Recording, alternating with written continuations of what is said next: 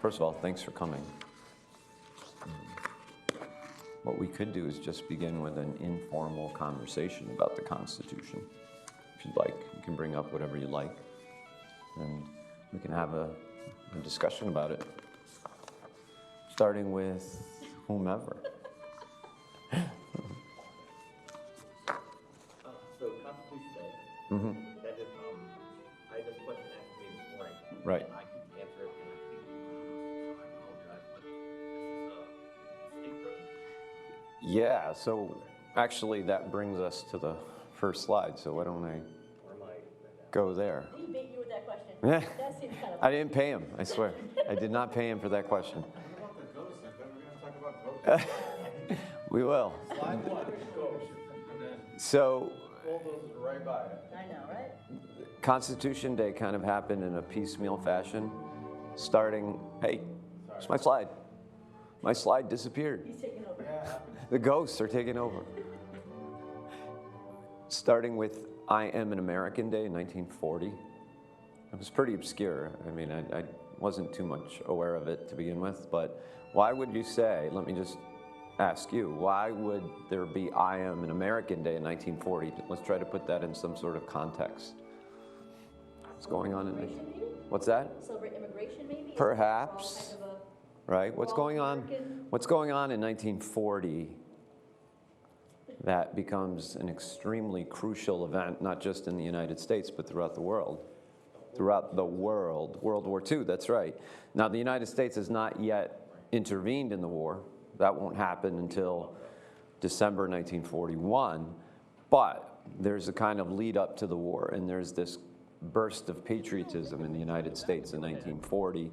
So it would make sense in times of war to celebrate I Am an American Day. The implicit message being what?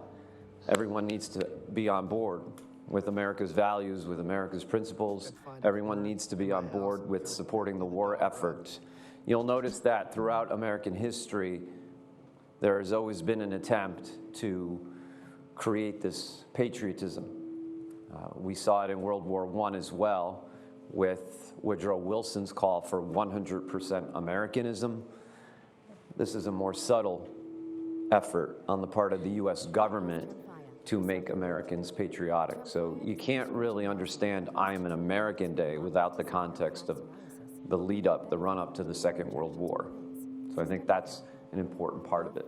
Now, about 12 years later, it was changed to Citizenship Day, 1952. Now, I think that's where immigration comes into play, because after World War II, there's a new round of immigration. And in fact, this starts during World War II. You have more immigrants coming to America from Latin American nations, like Mexico. There's a burst of Mexican immigration, but also from Honduras and Panama. There's some from Cuba coming in as well. So Latin American immigration increases, and I believe that Citizenship Day should be understood in the context of that increase in immigration. Because whenever there is that significant increase in immigration, you have this effort to unify the country. There's always this fear, this concern on the part of the host society that immigrants will change this country's complexion, physically, culturally. And so there's the emphasis on citizenship. The implicit message here is that if you are an immigrant, you are expected to become naturalized. Okay, so in that sense, not much has changed. I think we're still having these conversations about immigration today, right? So it continues as Citizenship Day until the more modern era. A woman by the name of Louise Leaf founds a non-profit organization called Constitution Day, Inc.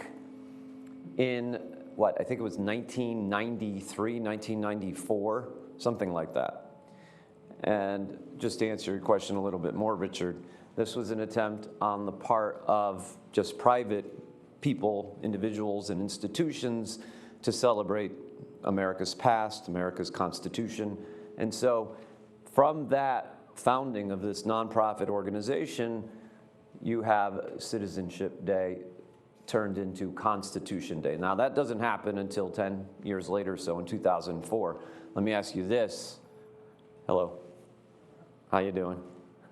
I didn't realize more people walked in. I thought it was going to be like a one-on-one tutorial, but there are more people now, so that's good. But why in 2004 would there be another round of patriotism? What's in the context of it being called Constitution? 9/11, of course, right. So 3 years later, we have this another effort on the part of the federal government and also state governments to celebrate the Constitution. So you'll notice there's a common thread here in all of this, and that is that in times of crisis, in times of war especially, there is this demand on the part of political institutions to make Americans American, patriotic. Okay. Now, I'm not necessarily casting a judgment on that. I'm simply saying that's a fact of American life that has happened repeatedly throughout American history.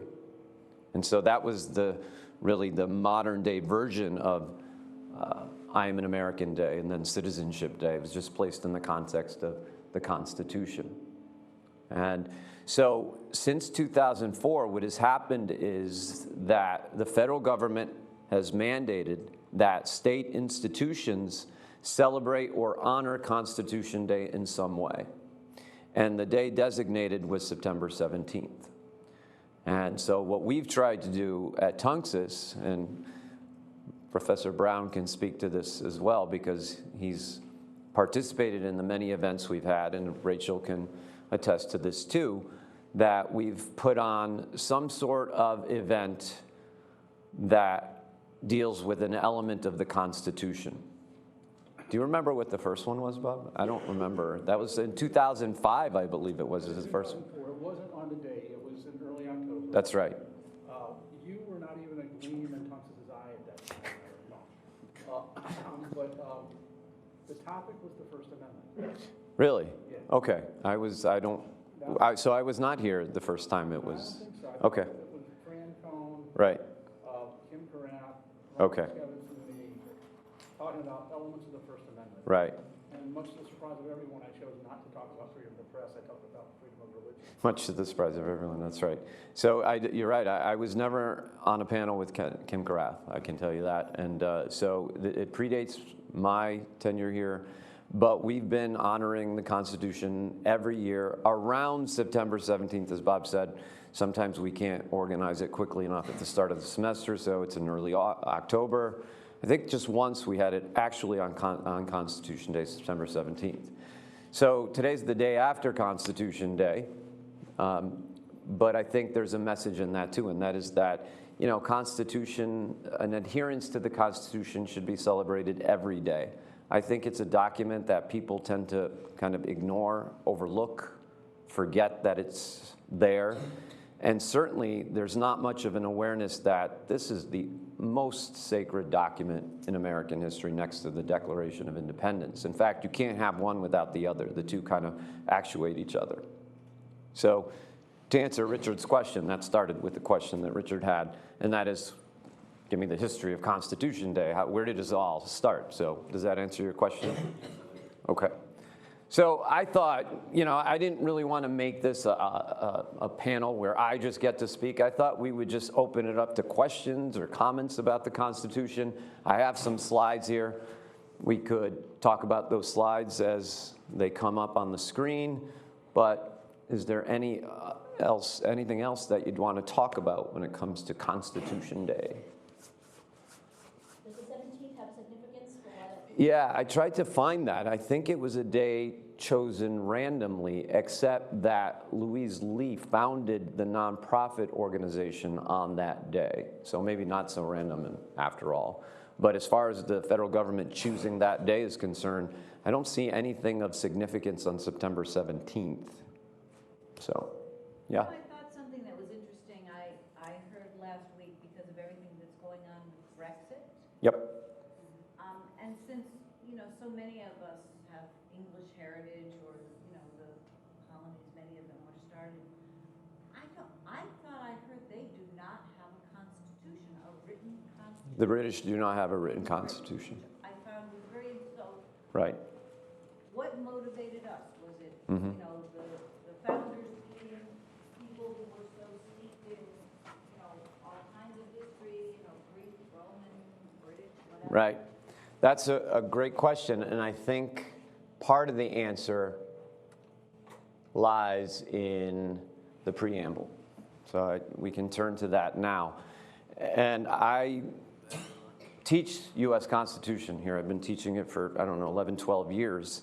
And I spend an entire class or two on the preamble, just because it's so important, and it's often an overlooked part of the document. Yeah?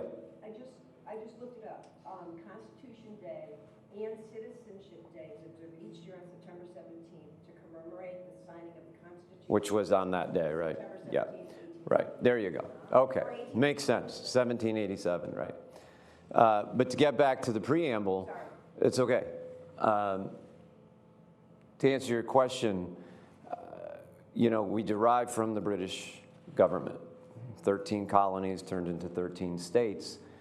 And I think what you have is in the late 17th century, the British had a glorious revolution, which was a time period in which the British were given rights. There was actually an English Bill of Rights put on paper. That's the closest thing the British ever came to writing a constitution. And it's interesting, if you look at the list of rights the British had, one of them, for instance, and I talk about this in my classes, that only Protestants had the right to carry a gun. Yeah. Not Catholics, not any other religion, only Protestants, because Protestants had been denied that right under the Stuart kings of England, right? And so what I talk about in my course is that the English Bill of Rights, the closest thing they have to a written constitution, is a really imperfect document. It's kind of discriminatory in some way. It singles certain religions out at the expense of others. And why the preamble is significant here is the second clause in that sentence, in order to form a more perfect union. I just love that phrase because they're trying to perfect what Britain had started. Because as limited as the Glorious Revolution was, as limited as the English Bill of Rights were, the fact is that no other country in the world really had gotten this far in terms of a republican, small r form of government. And by republican in this sense, I mean the consent of the people. Government by consent of the people was a very unique experimental thing in the 17th and 18th centuries. So as limited as the British experiment was, the fact is it had gotten farther than any other country in the history of the world, right? But the framers of the Constitution here wanted to take it a step further. And they were keenly aware of the religious conflicts in Europe. And so they wanted to make the Constitution, for instance, religiously neutral. And I think they did an expert job in that, in addition to many other ways in which they really made a more perfect document. Now, I like also to emphasize the word more perfect. I mean, imagine that statement, that clause, without the word more in it. In order to create a perfect union, there's no such thing. Why is that? Because the founders were students of human nature, and they understood that humans were flawed creatures, and there's no such thing as a perfect society. And I think sometimes in our society today, we try to create perfection. It doesn't exist. We try to get our retention rates to 100%. It's not going to happen, Amy. You never know. I tried. College. What's that? A more perfect college, that's right, but not a perfect college. There's no such thing. We should really let our leaders in Hartford know that too, because they could learn a thing or two from the framers of the Constitution. I think James Madison said it best, by the way. He said, if men were angels, there'd be no need for government. And that's exactly right. And you know, the founders were very educated people, but they were especially astute observers of human nature. And I think that's where that phrase comes from. So does that answer your question? The English teacher in me says there's no such thing as more perfect. That's right. It should be closer to perfect union. Yes. But yeah, I get this. The other thing is, the historical context is we were the first new nation. Yeah. We're the first nation formed in revolution against the established nations of the world. Britain didn't need a constitution, it had one. And the laws, the customs, the traditions that evolved through hundreds of years. Just precedent, though, no. Yeah, but we needed something written down that said this is how we organize ourselves. And and I'm probably vastly overstating here, but my understanding is every nation has been created since then. India, South Africa. In the image of Zimbabwe, America. They have a written constitution. We provided a model for that. Yeah, Bob is very accurate about that. But also, you write it down. Why? What's another reason to writing it down? It's evident in the preamble as well. Yeah, exactly. For ourselves and posterity. So for future generations, so that they can look back on this document and say, well, okay, since we're creating a more perfect union. By the way, the Founding Fathers would flunk modern-day composition because they had run-on sentences everywhere, clauses that didn't mix and match. The Second Amendment, one of the reasons it's so controversial is because I can't make heads or tails of it, grammatically speaking, right?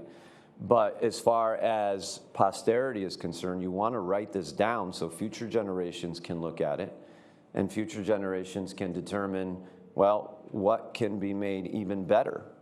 That's really the key to progress is contained in that clause of the Constitution. And to the extent that we've given more people more rights and more freedoms, it's because future generations have answered the founders' call for making this a more perfect union.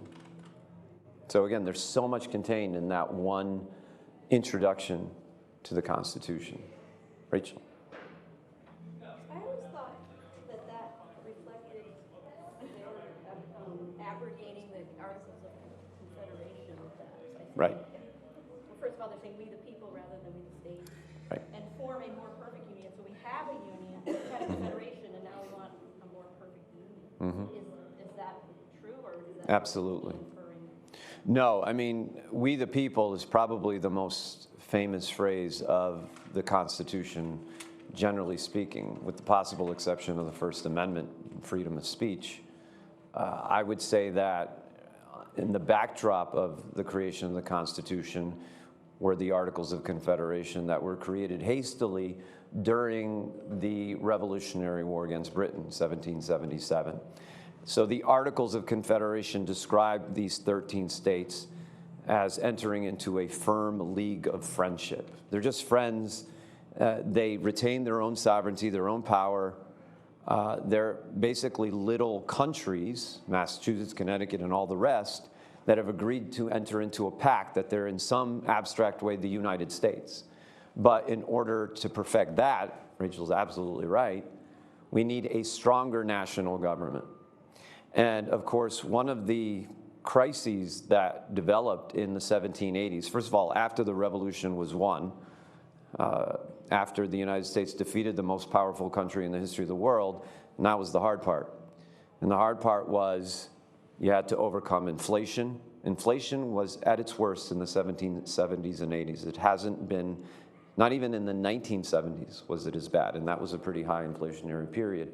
Also debt incurred by state governments, and the states had to find a way to pay off the debt that was incurred by the revolution. It takes a long time it takes a lot of money to finance an 8-year war.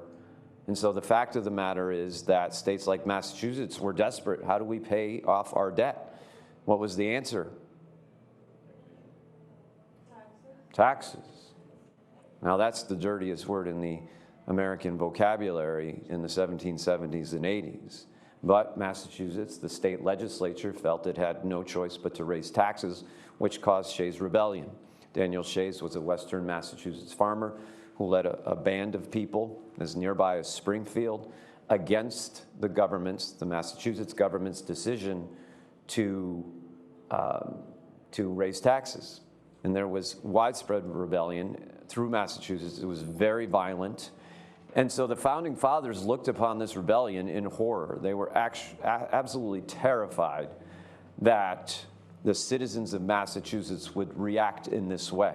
The founders had a long history of being terrified of mob violence. They liked crowds who protested the way they wanted it to protest, but as far as mobs were concerned, they had no tolerance for mobs. And the fact is also that, please come in. The fact is that, you know, the states were not equipped to handle these kinds of insurrections.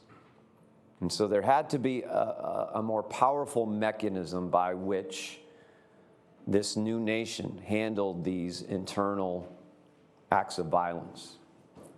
And the Articles of Confederation did not give a national government the power to tax. And that was one thing the founders believed should be in place so that revenue could be created for things like paying off debt.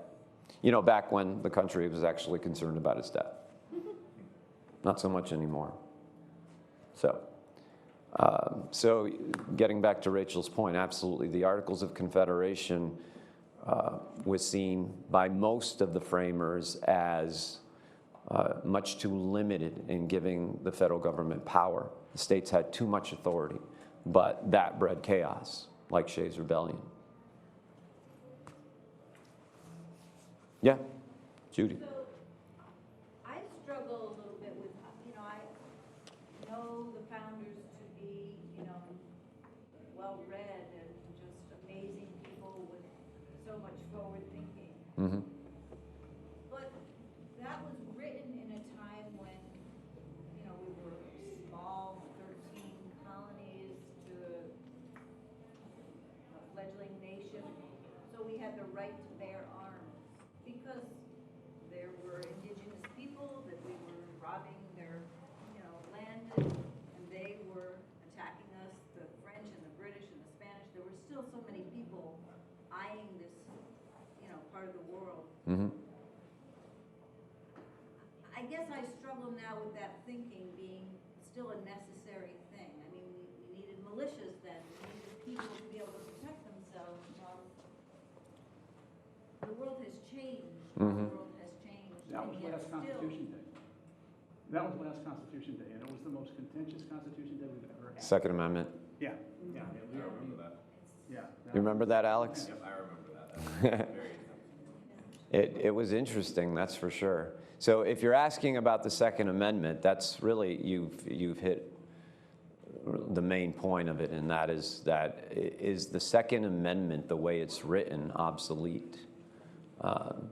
There's no longer a need for militia the way there once was. But most recently, the Supreme Court, this was a few years back, but most recently the Supreme Court has indicated that individuals, even if they're not part of a militia, have the right to bear arms. You might have read how Justice Antonin Scalia was instrumental in giving the majority opinion that argument, right? But even just our right to question those things, it's important. Sure, To question. of course. We're living in another time, Mhm. you know, and the thinkers who formed the Constitution then would Mm-hmm. probably look at things differently now based on circumstances. It could, absolutely. If you read the founders closely, though, there are those who made the statement, especially from Virginia, Richard Henry Lee, I want to say, he made the point that even individuals should have the right to bear arms. But it's almost impossible to take the framers out of their context and place them in the context of the 21st century. You know, it's a lot like judging them. I know a lot of people want to take the founders to task for denying rights to women and for having slaves, and of course we should judge that institution for being the evil that it was. But to actually judge people who lived 250 years ago in the context of our own time, I think we're playing a dangerous game when we do that, And right? I don't think so. I just Right. think that we should be thinking about the times that we live in. now. Absolutely. Same thing with the Electoral College. Mm-hmm. You know, Right. Wasn't that created because the founders didn't necessarily believe that the common people could make those decisions well? Sure, Be sure. intelligent enough, educated enough? The founding fathers were not Democrats with a small d. They believed democracy, the way we understand it today, is mob rule. They believed that you wouldn't have the right to vote, or you wouldn't have the right to vote. So instead, they created an electoral college as a kind of buffer between those who governed and those who were governed. That was the point. Some might call them elitist for their thinking. Again, placing them in the context of our own time, they certainly were. But I think the brilliance of the founders is they gave us the amendment process, right? The fact is, if you don't like an amendment that's in the Constitution, then you have to engage in your civic responsibility to try to change it. Now, there's a very high hurdle for that, right? You need 3/4 of the states to come to an agreement that an amendment should be added or eliminated. I mean, the only amendment that's ever been rescinded was the 18th, the Prohibition Amendment. And it was only rescinded by another amendment, the 21st, that was added to it, right? So the fact of the matter is that there is a mechanism in place by which we have the power to change things.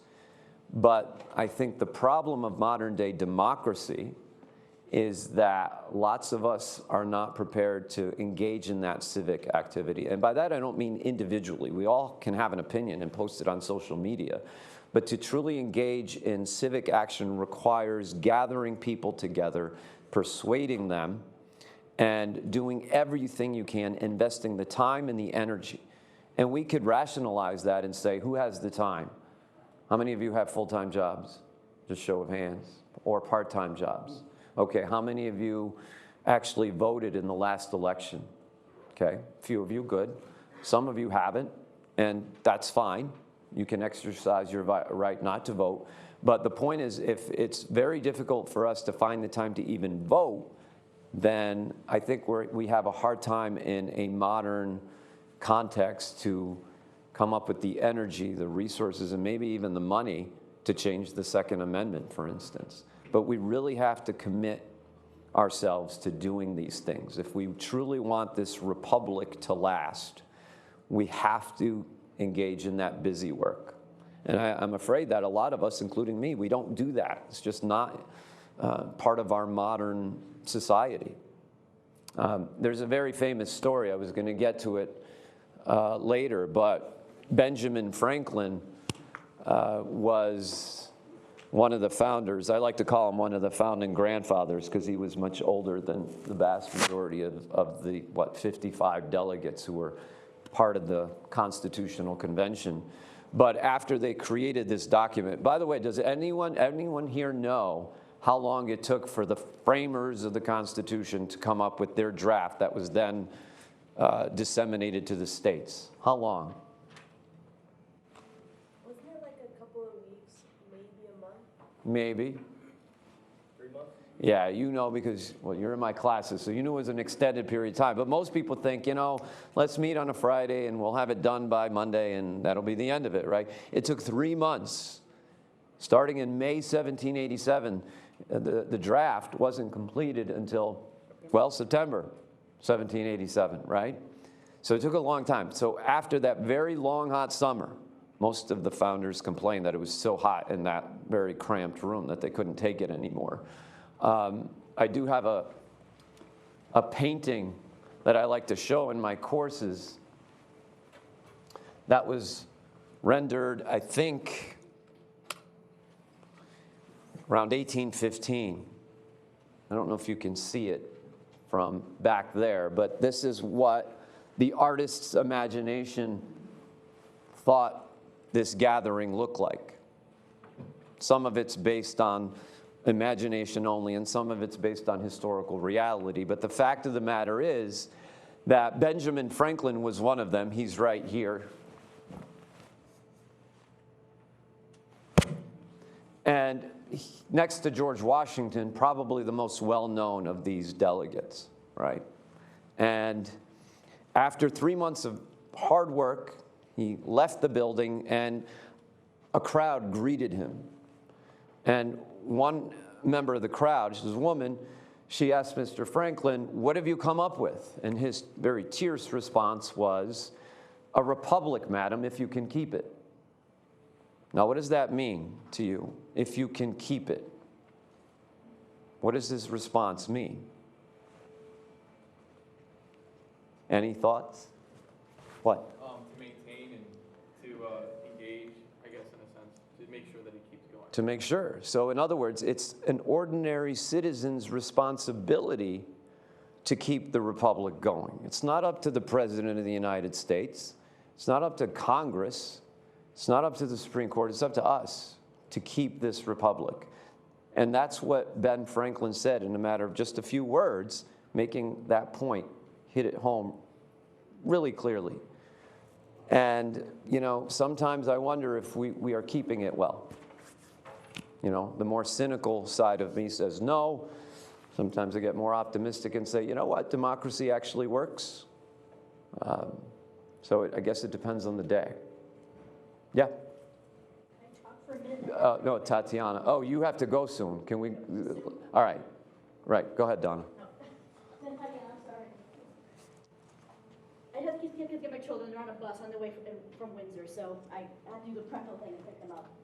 Oh, do you have a question or comment? I want to make my announcement about the meeting. Oh, that's right. Go, please, please. This is an informal discussion, so we could just break it up anytime we want. Please, go ahead.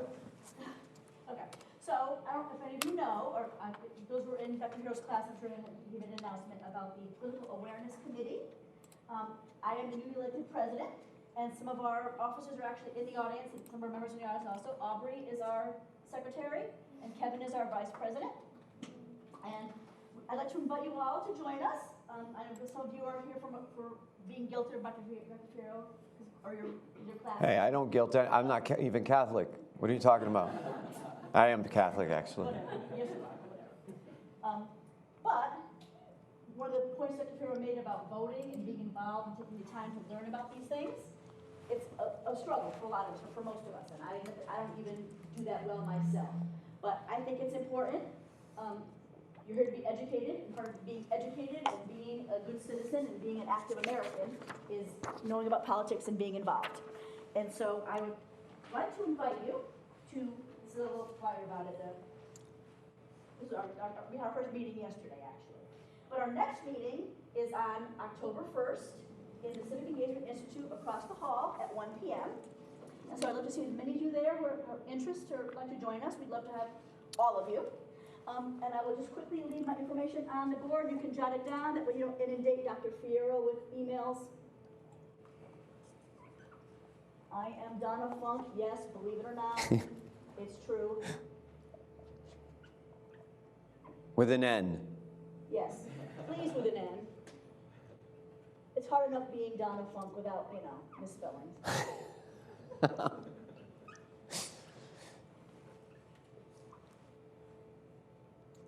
So email me if you have any questions. I hope to see many or all of you there.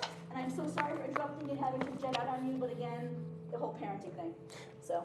Thank you very much. In fact, that kind of segues nicely into what we were talking about, because if you can read the very first advertisement we came up with, the caption is, "It's civility, stupid." And that's a take on a statement made in the early 1990s. I know Bob knows where that's from. You want to tell us? The economy's stupid. Who made that? People around Bill Clinton. Yeah, was it Paul Begala? Was that the? I thought it was James Carville. Oh, maybe it was James Carville, right? And that was their mantra. That's right. Focus on the economy. Right. So in 1992, George H.W. Bush was a very popular president. He had just won the Persian Gulf War against Saddam Hussein and his forces. It took about 3 weeks for him to do that. His approval rating was like 85 to 90%. And then the economy began heading into a recession. And his approval rating plummeted in about 6 months to about 30%. And the president himself had a hard time figuring out what was going on, why his popularity had decreased so rapidly. And the Democratic response to him was, "It's the economy, stupid."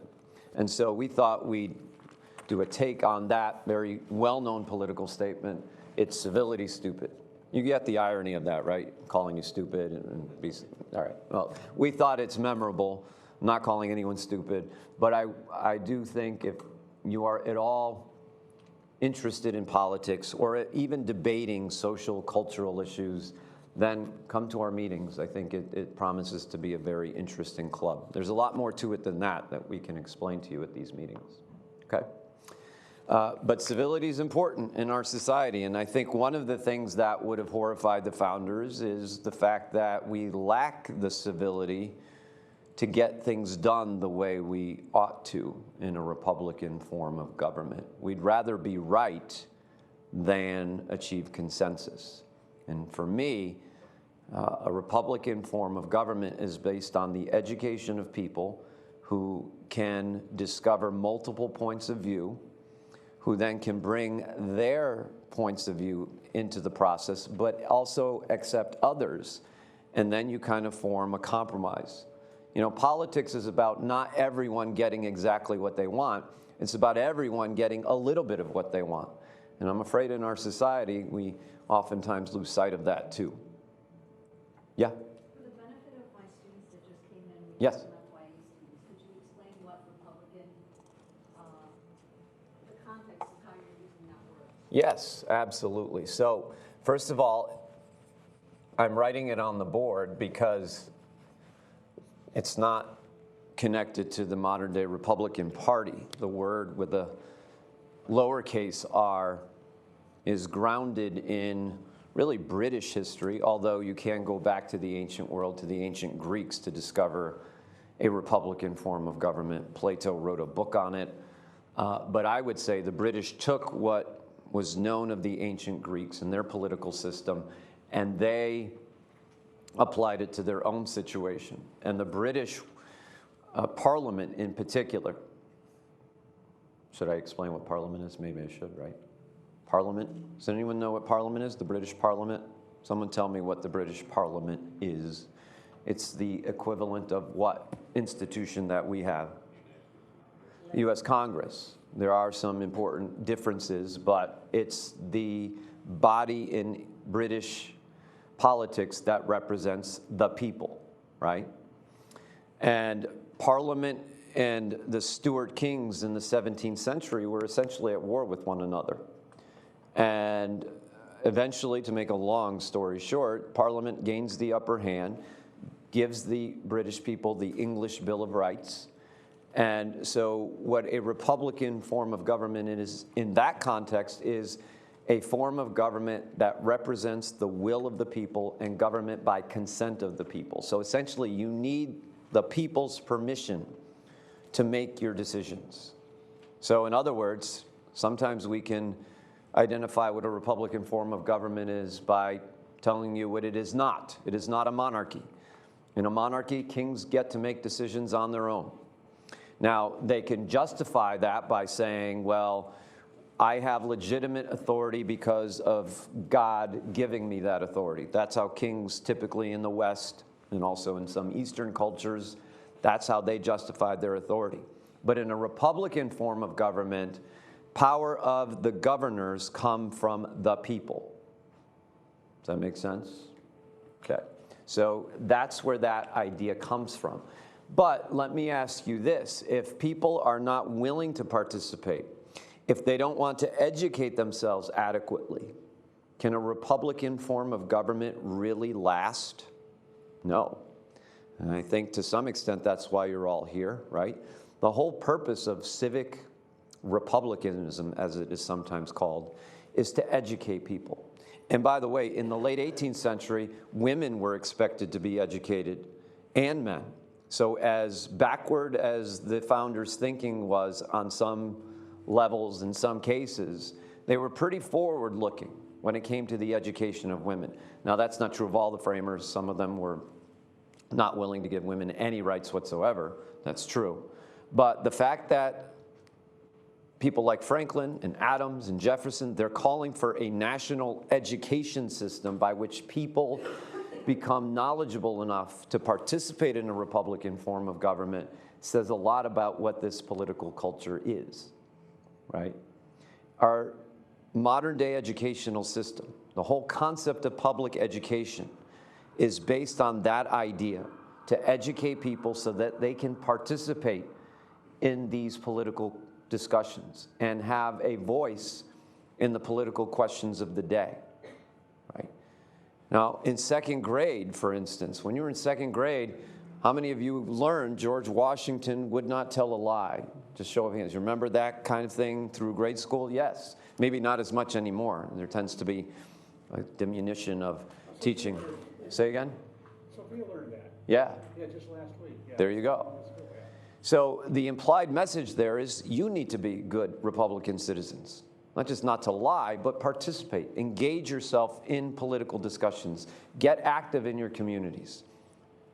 In order to do that, you've got to be educated enough to do that, right? So public education is about breeding good, solid citizens. And then if you can make something of yourself in the process, then even better. But that was always secondary. The primary goal of public education was to produce good citizens. That was the main point behind it, historically. We may have drifted away from that idea now, I think, but historically, that is certainly the main reason why we have a Republican form of government. So what would you say is like the public school goals as of like today in 2019? Like what do they strive for? That's a good question. If you can tell me, I'd be happy to listen. Sometimes I'm not sure. I don't know that the public school systems today act with one voice anyway. I don't think they collectively have the mission of educating students so that good citizens can be produced. I think they've lost sight of that history. Now, I know I'm painting public schools with a broad brush. Some public schools are better than others. You know, I went to Buckley High School in Hartford, right? I was raised in the Hartford school system. And we lacked funds. We lacked, you know, certain knowledge of basic things. Maybe the preparatory environment for college may not have been there. But it did a really good job producing citizens, I thought. I mean, maybe you can speak to that as well. You agree? We're both from the same school system. We were both born and raised. Oh, you weren't born in Hartford. No. You were raised in Hartford. I was raised. Yeah. We were neighbors practically. We didn't even know that. But anyway, that's not relevant. But to your point. Yeah. Could you describe, especially for our students, what a civics course was? And so when we were younger, that was a requirement then. That is less and less Right. a requirement. I'd be curious to know how many of them. Absolutely. It's a great question. Civics course. How many of you have had to take a civics course in high school? Let me ask it this way. How many of you have not had to take a civics course in high school? It's about 50-50 now. I think if that question were asked 30, 40 years ago, or back when I was in school, 10 years ago. See, when I said that before, I get all sorts of laughter, because obviously, you know, now people laugh because it's obvious I wasn't in school 10 years ago. But, you know, if we were to ask that question 30 years ago, everybody's hand would have gone up. So I think that's, to your point, to your question, that's a sign that we've lost sight of that original mission. And I'm not sure what the public school system's main message is to students. I suppose you'd have to break it down school system by school system. So maybe others can speak to that. I don't know. You've been in high school recently, many of you. Any points you'd like to make about that? What's the mission of the public education in your communities? You couldn't tell me? Really?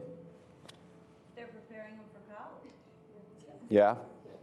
But I mean, my daughter's 15 and she has to take civics.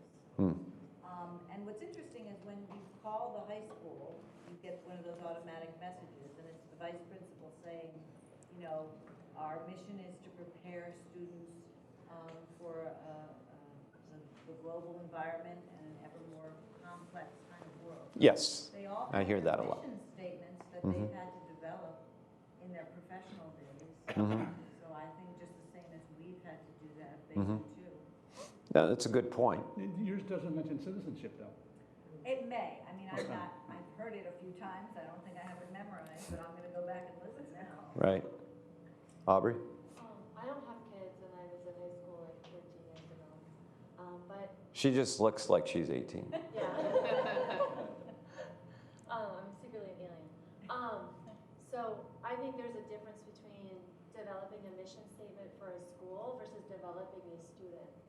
Just like there's a difference between passing a class and understanding the class. There's a difference between educating someone and giving them a degree. So in the public school system, any school system, I was born and raised in Wisconsin, so my experience is different than this experience is different than your experience. So I would say we have the ideal of raising and educating and listening to students and preparing them for the real world, but at the same time, there's all these red tape and these politics, and they have to pass certain classes and get certain grades, and that puts a lot of pressure on the students and the teachers to take these standardized tests so they can pass that benchmark. But very often, a lot of students, whether they're neurodivergent or have learning disabilities, get lost inside of that system that forces them through, and then they're not even prepared in one way, much less another way, to be a citizen or a productive member of society, as we would call it. So it's a very complex issue because we are obviously just a huge country, and we're trying to solve everything through one form of government. Well, I think you raise excellent points. The first is that there's a big difference between producing students to pass the test versus producing students who have this core of knowledge that is required for good citizenship. I think those are two very separate things, and if anything, I think those two things have diverged a lot, and that kind of speaks to what the modern day mission of the public school system is. It seems to me that without preparing people for being good citizens in a Republican government, the whole idea of understanding this increasingly globalized world doesn't make as much sense. You know, you're kind of missing the foundation and going to the third floor right away. That to me is putting the cart before the horse. I think in order to be productive in this complex modern society, it's as true as ever to be grounded in this Republican government first. And I think that foundation tends to be missing. Jalen?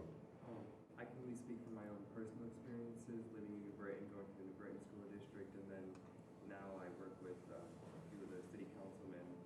One of them, he has a focus on New Britain's education. In New Britain, at least, they're making the change to go from, instead of preparing you for college or higher education, they're going all into a career.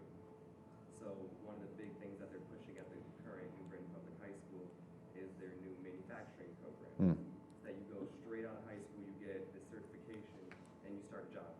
They're completely cutting college and higher education out of the mix entirely. Though I will admit they're doing it on a slower basis. And Right. Right. Speaking from that experience, I can say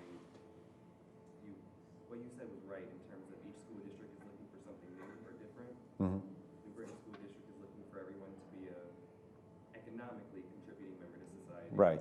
Right. Meanwhile, a city such as West Hartford or Greenwich or something, they might be looking at the bigger picture. That's interesting. I think that's a good point. The New Britain school system might be very different than Greenwich. I do believe that, manufacturing, and we have a manufacturing initiative right here at Tunxis, and there's a lot of admirable qualities to that. And I don't know that college is for everyone right off the bat necessarily, so I wouldn't necessarily say everyone is entitled to a college degree as soon as, they turn 21. But at the same time, I think regardless of what path you pursue, you can be an electrician and make a good living, and you should be treated with as much respect as, the most educated college graduate.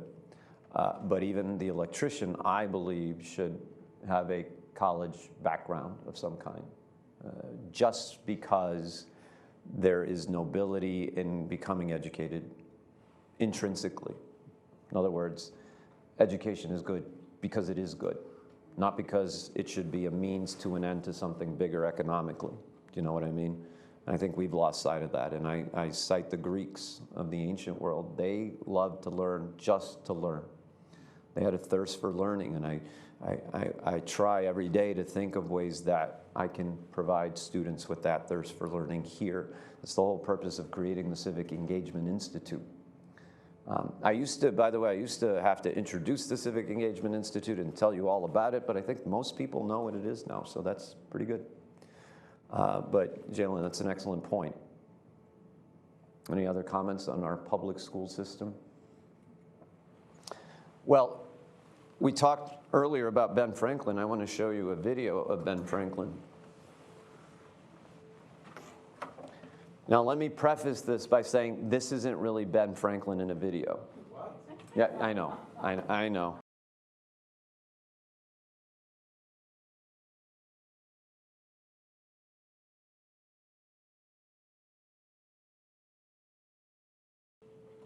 I want to go back, unless there are questions or comments about what he said. Kevin? I wanted to comment on the fact that he said those who would give up permanent liberty for temporary safety. Yep, security. Mm-hmm. I think that holds true, and it shows how much the Second Amendment is important nowadays, because it wasn't, though militias were around then, I feel like it's more of a fail-safe. They realize that whenever you have a government that becomes tyrannical, that the people must rise up against it. And I feel like that quote needs to be, it's so important, it needs to be heard more often, because I feel so often we kind of forsake our liberties in order for that little bit of protection, especially nowadays with everything that's been going on. And it happens in different ways. I can tell you, since the Second Amendment debate has heated up over the last decade or so, especially in the wake of a lot of these school shootings. Every time there's a school shooting, there's a debate about the Second Amendment and gun control. But I hear that quotation of Franklin's more than any other, so you're right to place it in that context. But the other point, by the way, if you do speak, I'm going to pass this around to you. I think we're having problems hearing everybody on the video. But the other point I'd like to make about that is the fact that, when we talk about security, in times of crisis, in times of war, the pendulum always swings in the direction of security. And the more security we have, the less liberty, right? And I think one of the things that has made America successful historically is it has struck that balance between security and liberty very well. But whenever warfare occurs, 9/11 is one of them, the two world wars, even the Cold War, then security is emphasized much of the time at the expense of liberty. How many of you have had conversations about the Patriot Act, maybe over the last several years, right? Keeps getting renewed regardless of the administration. Oftentimes, long after the war has passed, these security measures remain in place. It's really hard to rescind them and to go back to a previous time.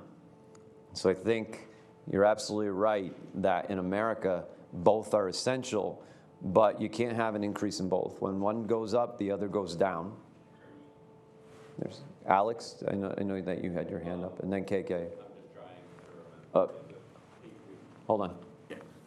Almost forgot. Yes, thank you. I was wondering if the Patriot Act is one of the things that kind of goes into place when it comes to the First Amendment during times of war. Mm-hmm. So how freedom of speech can be kind of censored for sensitive topics. So during World War II, like Nazi ideology or things of that nature would usually be censored out or completely ignored in America. They have said, it has been said, that it's the First Amendment of free speech that is often the first casualty of warfare. And that's exactly the reason why. And, you're right to mention 9/11, and the Patriot Act is the obvious point there. But, oftentimes government forces, they take advantage of the fact that these amendments in the Bill of Rights, they are not absolute. In other words, you don't have unlimited rights to free speech. That's absolutely in the back end of World War I, Oliver Wendell Holmes, Supreme Court Justice, made the point that you cannot yell fire in a crowded theater. And that kind of metaphor really stuck for the longest time. In other words, that's not free speech if it can cause violence or harm to people. And so what did the government do in World War I? It heavily restricted free speech, namely by passing the Sedition Act of 1918. So in World War I, it became unlawful to support the overthrow, the violent overthrow of the U.S. government, or to join any organization that did so. So even calling President Woodrow Wilson a name during World War I might have landed you with a pretty steep fine or imprisonment. Talk about lack of freedom of speech, right? And again, a lawsuit was brought because of the Sedition Act, and that's when Oliver Wendell Holmes ruled that you can't yell fire in a crowded theater. So whether it's the president or Congress or even the Supreme Court, they will take advantage of warfare to restrict freedom of speech. Happens all the time, and some Americans find that absolutely necessary. You know, the Patriot Act has survived about, 15, 16 years now, right? That's 3 administrations. So that should tell you the broad consensus that exists over the Patriot Act. I know a lot of college students don't like the Patriot Act, and we've debated it numerous times in my American government courses. College kids like liberty, apparently. In the context of marijuana, too. I'm not sure why. I don't get that. But anyway, that's another matter entirely. With the Patriot Act, I mean, how many of you support the Patriot Act? Just show of hands. How many of you are against it based on what you know of? Okay. I think a lot of people, and Mike, too, is against it. Do you think with our new way of communication and looking, Generation Z, which is sort of what the group is doing? Is that what this generation's called? Generation Z. What do we do after Z? Yeah, you start over. Start using Greek letters. Yeah. Social media. So when they framed the whole thing about freedom of speech, obviously back then they couldn't have envisioned where we were going to go with technology and how we could communicate with everyone. Same thing with the Patriot Act. We could have kind of guessed what could have happened because it was around, like you said, 16 years ago. But fast forward now 16 years. It'll be interesting to see what happens. And we've seen some pushback on that and people taken off of certain social media sites because of what you had said about, you can't run into a building and yell fire. So it'll be interesting to see how that kind of evolves. It's true, and the Patriot Act has evolved. There are elements that have been questioned as far as the constitutionality of it. I will say one of the golden rules of politics, though, is when you pass a law that impacts so many people of that magnitude, it's really hard to rescind it. It becomes kind of inculcated in our political culture. You know what I mean? KK, I didn't mean to ignore you. I know you had your hand up, so let's just pass her the mic. Thanks. No, I was gonna say, sort of like backtracking to where you said with the liberty and the security. Me personally, my high school, for the good majority 3 years, we were able to enter any and every exit that they possibly had. But as of last year, every student and faculty member had to go through one way, and to get into the building, you had to scan. And then almost every faculty that was there can tell what time you scanned in, so they can be like, oh, you're tardy, or you're on time. This is a year ago? Yeah, they put this in place last year. Can I ask what school?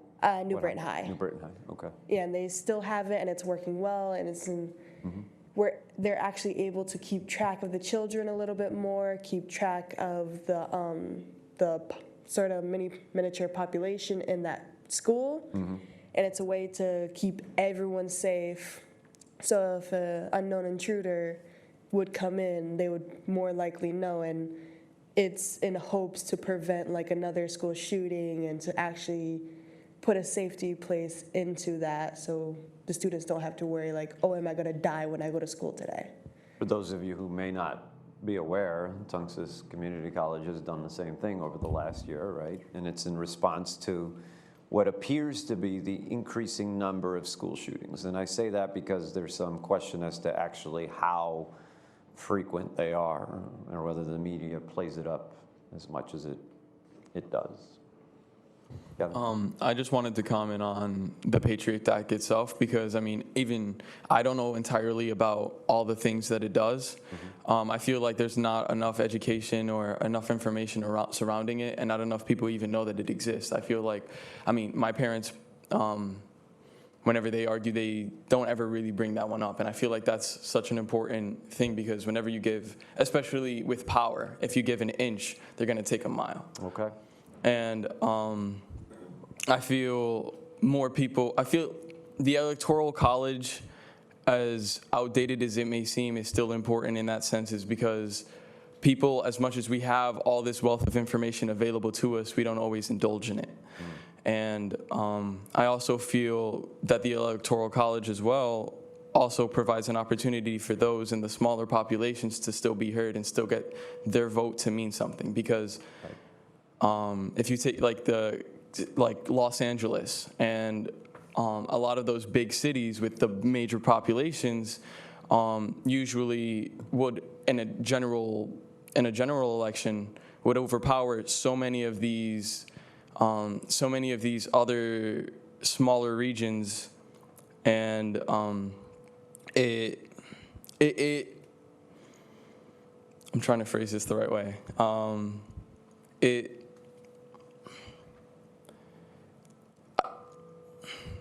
The Electoral College is still necessary, I believe, now today, because if you live with so many people that are so like-minded, you may have different problems than somebody who lives in a rural area. Right.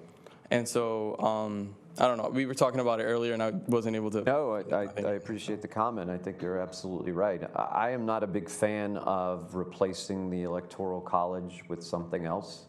I know every time there's a close and contested election, that issue comes up.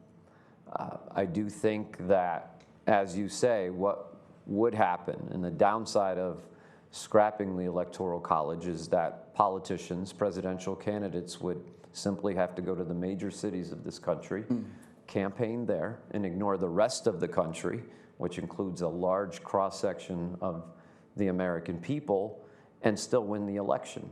And I think that's problematic in a country where the states still matter. I mean, if the founders didn't believe the states mattered, they would have scrapped them, they would have done away with them, and the Electoral College would not have been created. So I think that's an excellent point as far as the Electoral College is concerned. I hear the criticism of the Electoral College that it's not truly a democracy. Well, it's a state-by-state popular vote. It's simply not a national popular vote. And so your vote still matters. And you might make the case, like, you know, in Connecticut, a Republican presidential candidate has a very small chance of winning. Well, then so be it. If the people of Connecticut want a Democrat for president, then more power to them. But if the people of Wisconsin or Pennsylvania or Arkansas want a Republican, then so be it. It's up to the population at large to persuade people that they should vote for someone else. As far as the Patriot Act is concerned, there are various elements to it, and it does get a little complex and messy. But the gist of it, the way I understand the Patriot Act, is that it gave the federal government the power and the authority to listen in on people's conversation when they are receiving calls or when they are communicating with someone outside the country, without their consent, without their permission. I mean, again, I'm simplifying it. It's more complex than that. Some people consider that a violation of their privacy, of their First Amendment rights. Others who stress security, perhaps, and not liberty, say, this is exactly right, we need to be secure. The example I give in my U.S.Constitution course is, let's say there is a conversation happening between an American citizen living in Detroit with his cousin who lives in Yemen or wherever. They're having a conversation, and they seem to be speaking in code, but from what the CIA, which is listening in on this conversation, can decipher, they're talking about something big happening somewhere in Detroit, Michigan within the next few weeks, okay? So is the CIA listening in on that conversation a violation of that American citizen's constitutional right? Or is it absolutely necessary for that conversation to be bugged because people may die in the next few weeks? That's really the dilemma. That, to me, Bob knows more about this than I do, but to me, that's the crux of the matter with the Patriot Act. Yeah, it is, but I don't know more about it than you, believe me. Okay. Yeah, I think that's really, is what goes to the heart of it. And I think, again, those who stress liberty believe that's a violation, and those who stress security believe it is not. And that's where the emphasis, depends on where the emphasis lies for you. Any other questions or comments?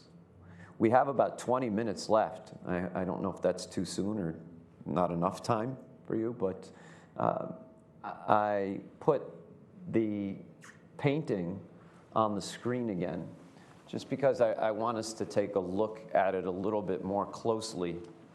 I'm going to make it bigger.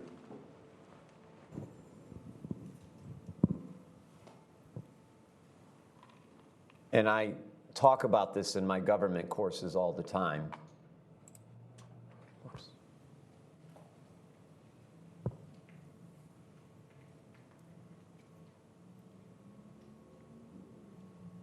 But if you look at this group, and Ben Franklin in the video was right, people were not all stationed in this room together for 3.5 months.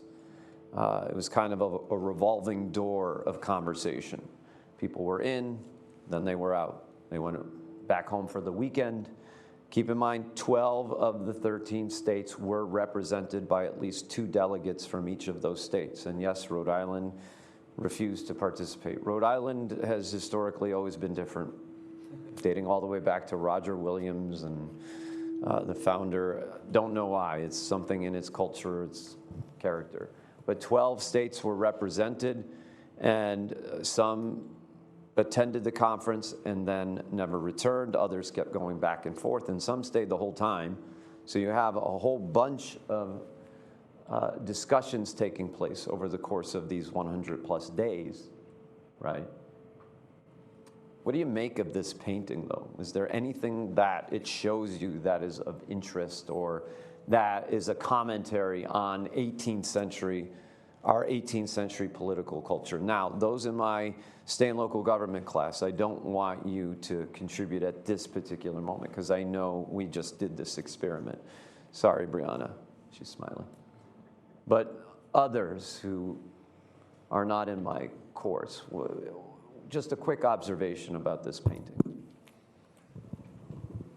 Get others in who haven't participated yet. I don't typically call on people. I don't want to do that if I don't have to, but maybe I should. What do you think?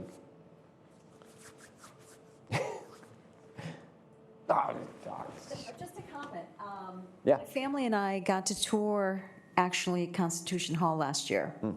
And the painting is a little deceptive. The room is actually smaller than where I'm standing now. It's far smaller.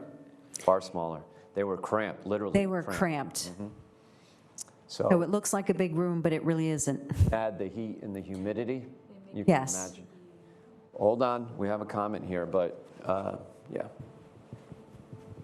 So everyone else can hear you too. The painting makes it, make it look like it's bigger, but when people say, like, the room was smaller, like, it doesn't compare to the painting, if you know what I mean. The painting, yeah, I suppose it's because of, the perspective. If you're looking into the room, it looks a little bigger than it was, but you're absolutely right. It's a small room, right? And by the way, the windows were closed. And there's a reason for that. so no one can hear them. In other words, this was a secret conversation. Yeah, the first thing they did was close the doors. That's the first thing they did. They said, no. So Bob mentioned the first thing they did was close the doors. Why was it a secret conversation? What would be the purpose of keeping the content, the substance of the dialogue secret? Yeah? Hold on. Excuse me. I would say that it seems. I am very nervous about this right now. Don't worry. Take your time. I think it's because they were against the British government. I think that's why they kept that a secret. Okay. So they were against the British government. I think what had happened in the course of the American Revolution, the battle against Britain, is that a lot of these Americans had their freedoms abused, right? There was the quartering of soldiers. You're familiar with that? Which is why it's in Amendment 3. No quartering of soldiers. British redcoats were taking over people's homes. And so there was a great deal of paranoia and fear and trepidation that others were going to be listening in on these conversations. And there is this fear, this concern that other nations are going to take advantage of this young fledgling country. So I think there's something to that. The other point is... Yeah, thank you. I wanted to say that, those times too, there were so many rebellious groups. And anytime any state wanted to have a meeting or a meeting, like the Shays Rebellion, as we spoke about, they were grouping around this buildings, causing riots and all of that. So I think that they did not want outside people to hear what they're saying for them to come and cause commotions and all of that. That's my thought. So not only the fear of other countries, but the fear of internal unrest. And I think that weighed heavily on the minds of the framers that, I have two microphones, sorry. But, Shays Rebellion is lurking in their minds. They're very fearful that these insurrections are going to become common, more frequent. And also, it's not like they're keeping this a secret permanently. They want to discuss it without any outside influence, without any other figures impacting their views. And then what do? They're not approving this themselves. Once they come up with their draft after 3 months plus, they send their drafts out to each of the states. What do the states have to do with this Constitution? Ratify it. They have to ratify. They have to approve it. How many? 3/4 of it. 3/4. It's a pretty high bar, right? It's the same bar that it takes to add an amendment to the U.S. Constitution. It's not even a majority of states, but a 3/4 majority, a super majority, if you will. So they knew that this would not be an easy task. In fact, if you look at the size of the United States, even in 1787, as small as it is by comparison to today, from 13 states to 50, the United States was one of the larger countries in the world at that time, right? Especially the countries of Europe. And so America was very vast, and there were competing interests. South Carolina had a very different cultural makeup than Connecticut. Massachusetts, very different than Virginia.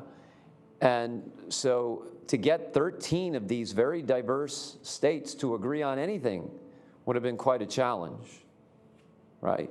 But here we are, the founders are trying to convince the states, and that means legislators, political officials, people of political import from each state, to convince them, 3/4 of them, that what they created, that will impact the future of this country, the existence of this country, is worth accepting.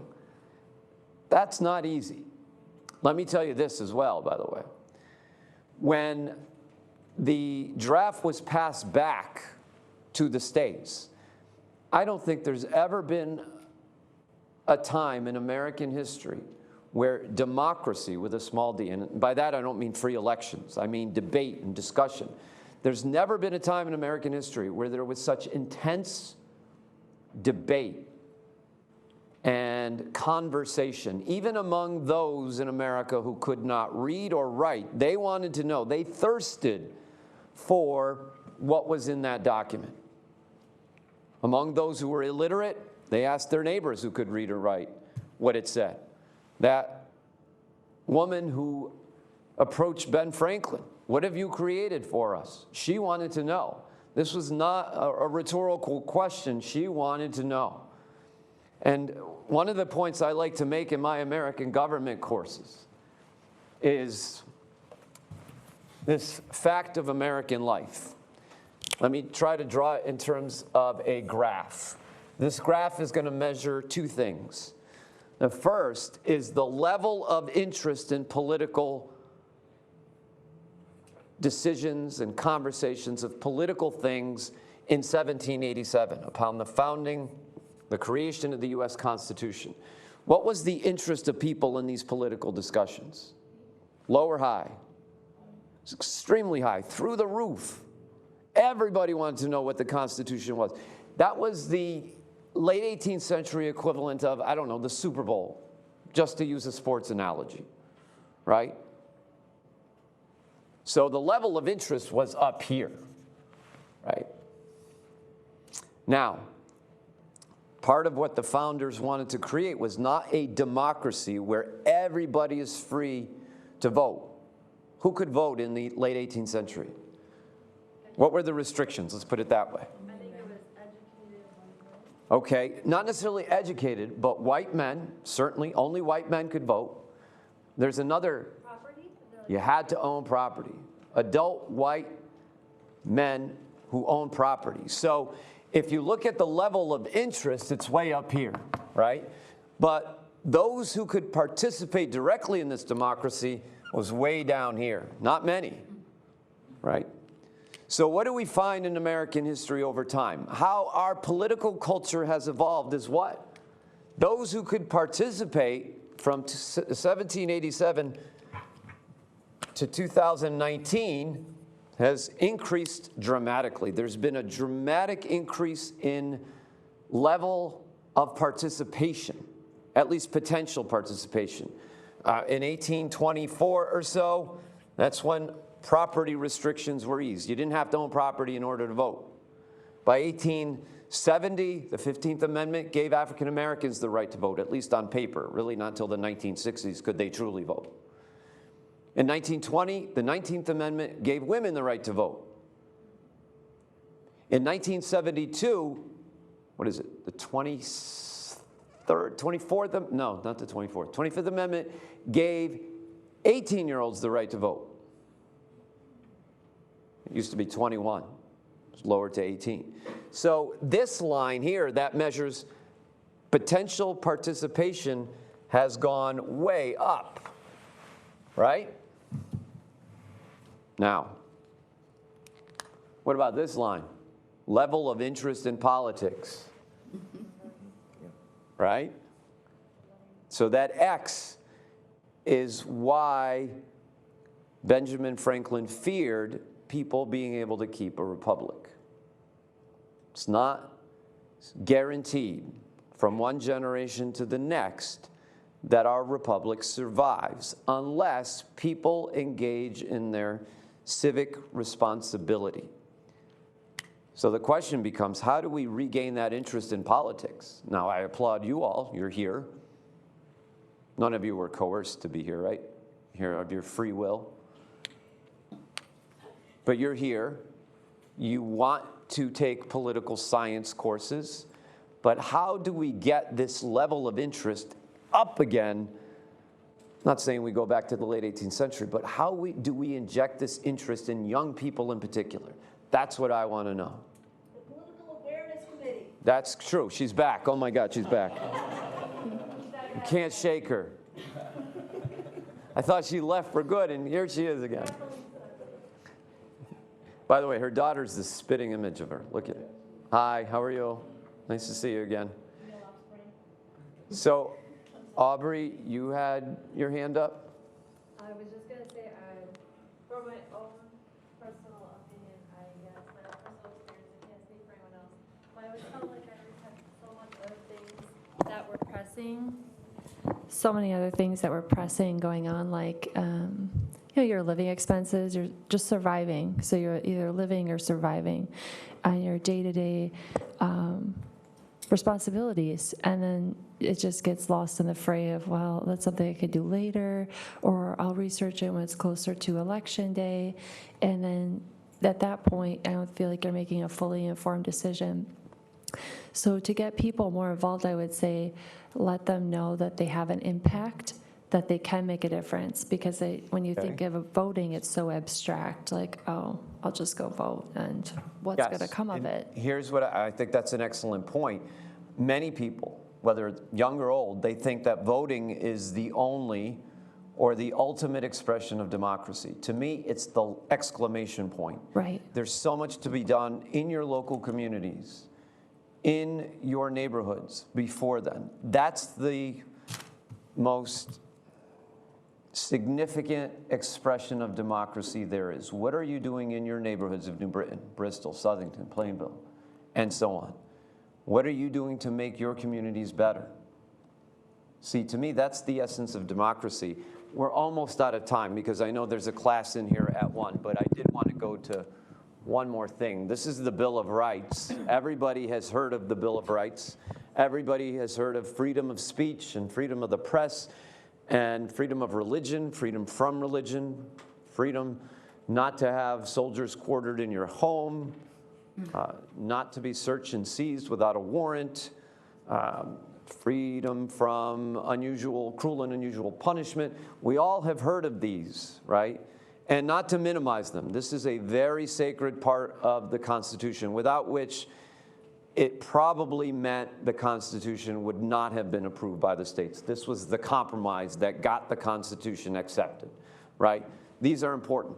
But what we should focus on more on a day-to-day basis are, not him, it's Madison. Our phones? No. He's crying, yeah, he's crying because of cell phones. He thinks they're evil, so I agree with him. But anyway, what we should be concentrating on are a bill of responsibilities. This does not exist anywhere, I just made it up, so yeah, don't think that somewhere next to the Bill of Rights. But I think they're equally important in a republic. And they can be reduced to 2 words apiece, 5 in all. Be civil. Be kind to each other. When you engage in political discussions, or discussions about anything for that matter, respect one another and people's points of view. We all like to say we respect each other and other people's points of view. We have an appreciation for multiple perspectives, but I've seen it often enough. When push comes to shove, people fight and they claw and they scratch, and that's just the faculty. Sorry, thought I'd throw that in. That's not. Mike, can you erase that part? I think you have tenure. No, you can't. So be civil. Have a true appreciation for other people's point of view. By the way, studies show the more educated you get, the less tolerance you have for other people's point of view. So I'm not sure how we unfold and unpack that, but anyway. Secondly, be affable. What does that mean? Easygoing, laid back. Laid back, friendly. Personally. Be nice, be affable. Someone, but it's not personal. Exactly. Don't be mean, be affable, be friendly, smile a lot. You know, how you convey yourself to the general public matters. If you're going to come across as a grouch, only pointing out problems and being cynical, you're probably not going to get as far as you might being nice to people and just being outgoing and carefree and laid back. That's important. Work hard. Somehow, that gets lost in the shuffle too. In our modern society, we constantly talk about how there are obstacles in our way. I can't do this because of this person, or because of that person, or that thing, or because of this job. I can't take these courses. They're too hard. If you work hard, there's just absolutely no substitute for it. It still works. It's the #1 way to personally get ahead. Be educated. But by that, I don't only mean to fill up a seat in school. I mean to actually work hard while you're in school. Okay? Lots of people like going through the motions, but do we truly put our feet to the fire by working hard in our courses, in our jobs? Do we really put in 100% effort? If we do, you're almost guaranteed to succeed. And then, of course, it's okay to succeed personally. I'm all for people personally getting ahead, financially getting ahead. I don't begrudge people who have money and have made it big in the world, but give back. As important, if not more so. That's the essence of civic republicanism. That's what Ben Franklin had in mind. So I want you to consider this list of responsibilities, because I believe this is what it takes to become really good, solid citizens. Comments or questions before we go? Yes? Well, I would say that for most people, a lot of things that like block them from working hard, from giving back to their community, and to succeed personally is because we stare at other people just like, oh, they're doing better, they have a better job than me, and our jealousy kind of blocks our point of view to stop our progression of ourselves. Yeah, I think that's a good point. In our society, it does seem like we want to keep up with the Joneses more than we want to fulfill ourselves internally. I agree with that. And that is really what modern society gives us. And the more material things we have, the more we tend to shy away from the things that matter most. And that's where jealousy comes into play, or envy, whether it's class envy, whether it's personal envy, whatever the case may be. I agree with that. Maybe that's one of the obstacles in our way. Yeah. Like, I know personally, my family, we grow up, I guess it's a little long to talk. How my parents raised me and my little sister is, you can give us like a half-eaten cookie and you still appreciate it because it's something that came from the heart. Mm-hmm. So we personally don't value materials, we value what you put into it and what you wanted to do from your heart. So we basically were trained not to let our jealousy overcome our true feelings. Like, if we don't like you, we'll tell you. If we think you have something cool and we want it, we'd say, hey, that's really cool, and we'll set our own personal goals to get that for ourselves, to actually become who we want to be. Well said. Thank you. Any other thoughts before we break? Well, listen, I truly appreciate you coming here today, listening to all of us and listening to me speak. I hope you got something out of it. Keep in mind the Political Awareness Committee. That's the latest name to it, right? So if you're interested in that, go see Donna Funk. And I'm sure she's going to make it interesting. So it would be worth joining. Thank you again. Have a good day. I'll look at something in it. Thank you.